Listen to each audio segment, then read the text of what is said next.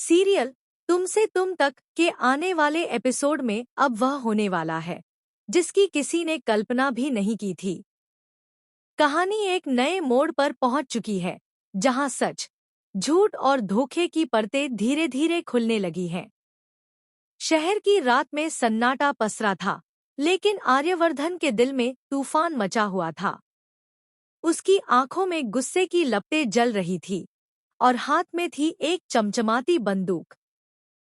सामने खड़ा था रघुपति, वही इंसान जिसने न सिर्फ उसकी जिंदगी में जहर घोला, बल्कि उस इंसानियत को भी चोट पहुंचाई जिस पर आर्यवर्धन को गर्व था। अब बोल रघुपति।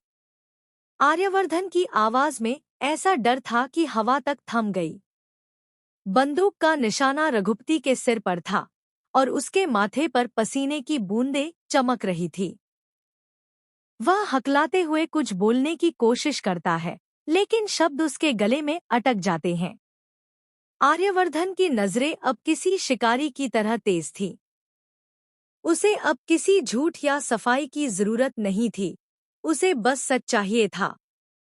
और यह सच वही था जो उसके जीवन के पिछले 20 सालों से उसे खाए जा रहा था। 20 साल पहले का आर्यवर्धन बहुत अलग था, जुनूनी, निडर और दूसरों के लिए जान देने वाला। लेकिन वक्त ने उसे तोड़ दिया था। आज, इतने सालों बाद वह फिर उसी पुराने रूप में लौटा है, वो रूप जिसमें उसकी आंखों में रहम नहीं, सिर्फ न्याय की आग जल रही थी। तूने किया क्या था मेरे साथ, रघुपति? किसके कहने पर लगाई थी उस दुकान में आग? आर्यवर्धन गरज उठा।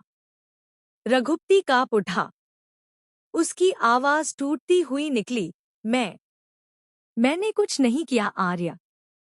लेकिन आर्यवर्धन की बंदूक का ट्रिगर हल्का सा दबा और धमाकेदार आवाज की जगह सन्नाटा छा गया। अब रघुपति ने सब कुछ उगल देना ही ठीक समझा। हाँ, मैंने ही लगवाई थी आग तुम्हारे ससुर की दुकान में, रघुपति चिल्लाया। उसके शब्द हवा में तीर की तरह गूंजे। पर यह सब मैंने अपने लिए नहीं किया। किसी ने मुझे इसके लिए मजबूर किया था, किसी बहुत बड़े आदमी ने। आर्यवर्धन की आंखें चौड़ी हो गईं। कौन था वो? लेकिन रघुपति जवाब देने से पहले ही जमीन पर गिर पड़ा। डर, अपराध और पछतावे का बोझ अब उसके अंदर सहन नहीं हो पाया था। इधर दूसरी ओर अनु सब कुछ सुन चुकी थी। उसका चेहरा पीला पड़ गया। जिस सच को वह इतने दिनों से छिपा रही थी, वह अब खुल चुका था। वह जानती थी कि उसके पापा की दुकान में